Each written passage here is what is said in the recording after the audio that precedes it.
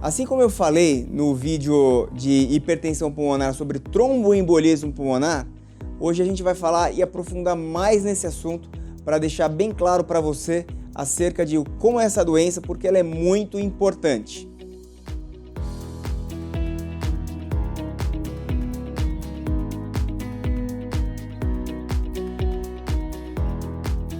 Pessoal, uma coisa assim como a hipertensão pulmonar também tem as suas causas, ela é secundária a doenças, o tromboembolismo pulmonar ele é secundário também a algumas condições que são muito importantes de você compreender.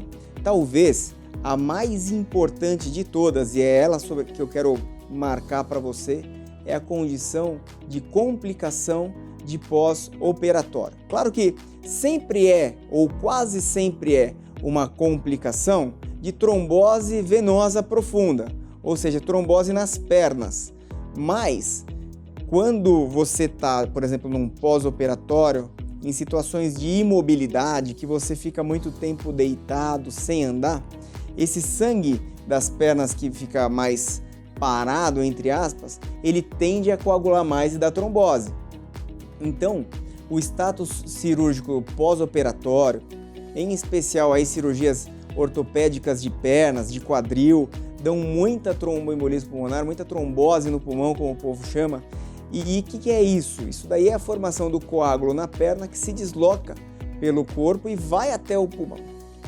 Outra condição que pode manifestar como tromboembolismo pulmonar, que é importantíssima também, são as síndromes paraneoplásicas, quer dizer, às vezes o paciente já tem uma doença como um câncer, neoplasia é câncer, e esse câncer faz uma série de ações imunológicas na pessoa que levam à propensão a formar coágulo. E aí uma das formas dele manifestar coágulo é com trombose e trombose pulmonar também. Existem outras complicações menos relevantes, tudo viajante prolongado, pessoa que viaja durante muito tempo aí, 24 horas, 48 horas no ônibus, não precisa ser só no avião para ter trombose nas pernas decorrente de viagem. Então são situações específicas e o tema não é trombose nas pernas, mas lembrar que essas complicações que favorecem a ter coágulo nas pernas aumenta a chance de ter tromboembolismo pulmonar.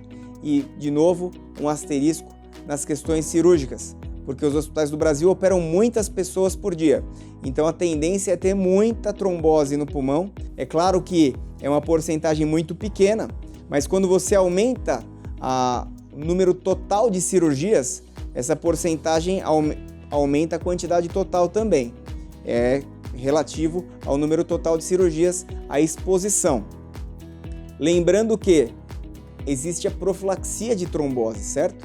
Então existem formas de você fazer aí a profilaxia com anticoagulação para evitar que o paciente tenha trombose. Apesar de não ser um certificado de garantia de que ele vai passar liso sem complicação nenhuma, eventualmente isso pode acontecer de, mesmo tomando remédio, o paciente ter o problema. Quando é que essa trombose ela tem uma relevância maior? Ela tem uma relevância maior quando o coágulo é grande, é diretamente proporcional ao tamanho do coágulo. Então, o que acontece? Esse coágulo grande, ele entope um pedaço maior do ramo da artéria pulmonar. E aí vai manifestar com o quê? Com hipertensão pulmonar, que é o que nós falamos no outro vídeo. E aí, como isso acontece do nada, é diferente, por exemplo, de um DPOC, que forma hipertensão pulmonar grave ao longo de meses a anos, aqui é hipertensão pulmonar grave de horas a dias. Então, o que acontece? O paciente tem uma tendência a sofrer muito. Ele sente muita falta de ar, eventualmente ele sente dor e ele manifesta até com, às vezes, choque, queda importante da pressão, o coração não consegue bater direito e sofre muito. Nesses casos em que tem uma repercussão hemodinâmica mais relevante, você tem tratamentos específicos para fazer de urgência. Hospitais habilitados, hospitais com médicos experientes, e graças a Deus, cada vez mais no Brasil nós temos mais médicos experientes voltados para isso. Você pode fazer, por exemplo, a trombólise, aquele mesmo remédio que você usa para dissolver o coágulo no coração e no cérebro, você pode usar para tentar dissolver o coágulo no pulmão. Claro que uma dose diferente, um protocolo diferente, mas costuma dar certo. Outra coisa que pode ser feita é no ambiente de cateterismo. Fazer um cateterismo para tentar aspirar esse coágulo e tentar diminuir o tamanho dele e diminuir, portanto, a repercussão hemodinâmica. É uma condição potencialmente grave que exige atenção, exige pressa e exige mais do que tudo depois um tratamento bem prolongado com anticoagulação e muitas vezes precisa ter bem certo por que esse paciente teve trombose no pulmão. Quer dizer, é bem comum, aconteceu a trombose no pulmão e vai tomando anticoagulação, mas ninguém parou para perguntar por quê. Tem alguma coisa errada.